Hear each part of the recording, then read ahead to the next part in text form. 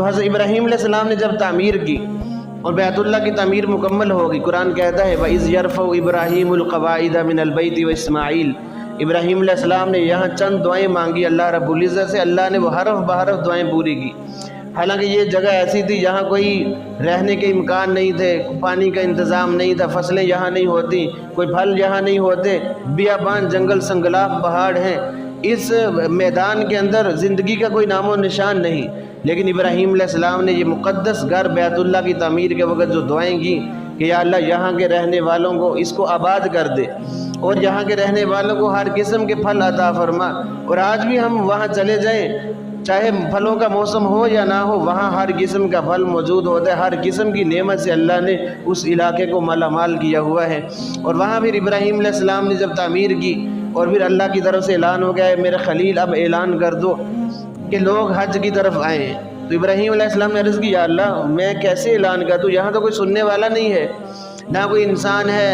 جو میری بات کو سنے، کہاں میں کن کے سامنے اعلان کر دوں؟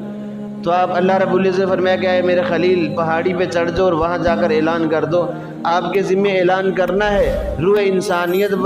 کے کانوں تک آواز پہنچانا میرا کام ہے، میں ہر ایک روح تک اس کی آواز کو پہنچا دوں گا، اور جو تیری اس پکار پر لبیک کہے گا وہ ضرور حج کرنے کے لیے آئے گا۔ اور ابراہیم علیہ السلام نے وہاں کھڑے ہو کر پھر یہ اعلان کیا وَأَذِّن فِي النَّاسِ بِالْحَجِّ يَأْتُوكَ رِجَالًا وَعَلَىٰ كُلِّ ضَامِرٍ يَأْتِينَ مِنْ كُلِّ فَجٍّ عَمِيقٍ۔ اللہ رب العزت نے فرمایا کہ جب اعلان ہو جائے گا تو لوگ دور دراز مقامات سے کھینچے چلے آئیں گے۔ اب دیکھیں ہر انسان کے اندر اللہ نے یہ بیت اللہ کی محبت رکھی ہے، چاہے وہ جیسا کیسا بھی ہے اور اعمال کے اعتبار سے بہت کمزور ہے، گناہ گار ہی کیوں نہیں ہے، لیکن اللہ نے یہ محبت اس کے دل میں رکھی ہے، حرمین شریفین کی محبت۔ اب لوگ کھینچے چلے آتے ہیں اس کی طرف، سواری پر، پیدل، اور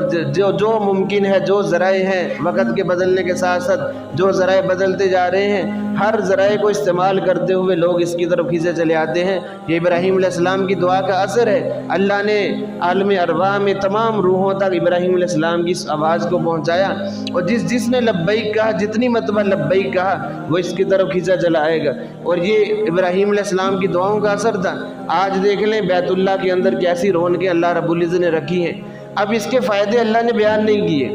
نماز کا فائدہ کیا بیان کیا کہ یہ بے حیائی اور برے کاموں سے روکتی ہے۔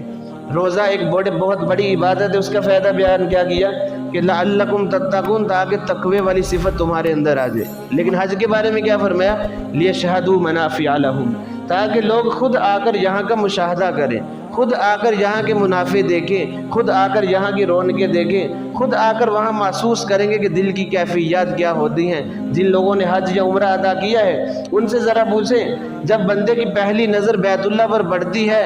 تو آدمی کو سمجھ نہیں آتا کہ ایسی دل کی کیفیت بدل کر رہ جاتی ہے۔ یہ تو وہی محسوس کرتا ہے جو اس وقت نظارہ کر رہا ہوتا ہے، دوسرے کو کیا خبر۔ آج اگر ہم سے کوئی پوچھ لے،